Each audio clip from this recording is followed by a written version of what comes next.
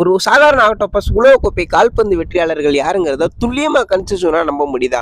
ஆமா, இது கணிச்சதை வேற கண்டு நிறைய பேர் இந்த ஆக்டோபஸ்க்கு கொலை மிரட்டல்லாம் விட்டுருக்காங்க. இதை கொன்றுன்னு வேற சொல்லியிருக்காங்க. மைதானத்துல கால்பந்து விளையாடுற வீரர்கள் என்ன பண்றாங்கிறத பாக்குறத விட அடுத்து இவ என்ன சொல்லுவாங்கிறத, ஆக்டோபஸ் என்ன சொல்லுங்கிறத பாக்குறதுல மக்கள் ரொம்ப ஆர்வமாயிட்டாங்க.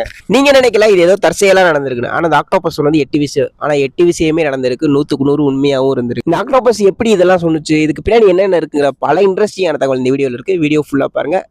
லைக் போட்டு 2010 ஜூன் மாதம் உலகமே தென்னாப்பிரிக்காவில் நடந்த ஃபிஃபா உலகக்கோப்பை கால்பந்து திருவிழாவை கொண்டாடிக்கிட்டு இருந்துச்சு.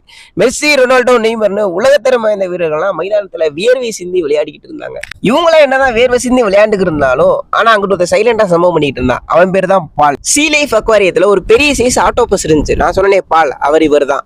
அப்பெல்லாம் நியூஸ் பேப்பர் திறந்தாலே இந்த பால் தான் வந்து தலைப்பு செய்தியாவே இருந்தாரு. அப்படி இந்த பால் என்ன பண்ணுச்சு தெரியுமா? ஜெர்மனி அணி விளையாட இருக்கும் போட்டிக்கு முன்னாடி 2 டப்பால பாலுக்கு சோறு வச்சிருவாங்க. அந்த 2 டப்பாலையும் விளையாடக்கூடிய 2 அணியோட தேசிய கொடியை ஒட்டிடுவாங்களாம். இப்ப பால் கையில தான் இருக்கு முடிவு. எந்த டப்பால இருக்க சாப்பாடு கூட சாப்பிடுதோ அந்த நாடு தான் ஜெயிக்கும்னு சொல்லி ஒரு விதி இருக்கு. விளையாட்டு தானமா ஆரம்பிச்ச விஷயம் போக போக உலக நாடுகளே அதிர வச்சிருச்சு. ஜெர்மனி விளையாடிய குவார்டர் ஃபைனல், குவாலிஃபைனல் கிட்டத்தட்ட 7 போட்டிகளை கரெக்டா துல்லியமா கணிச்சு சொல்லவும் மக்கள்லாம் இது சாதா பால் இல்ல, சாமி பால், அப்படி பால் இப்படி பால்னு புகழ்ந்து தள்ள ஆரம்பிச்சிட்டாங்க பாலை. இப்படியே நடந்துக்கிட்டு ஜெர்மனி ஸ்பெயின் நாட்டிடம் தோத்து போகணும் பால் சொல்ல, அதே போல நடக்க ஜெர்மனி ரசிகர்கள்லாம் அவனை விடாதீங்க, பாலை கொள்ளுங்க, சுட்டு தள்ளுங்க, அவனை விடாதீங்க, சமைச்சு தின்னுங்கன்னு பல ரசிகர்லாம் பாலை போட்டு அடிக்க ஆரம்பிச்சிட்டாங்க.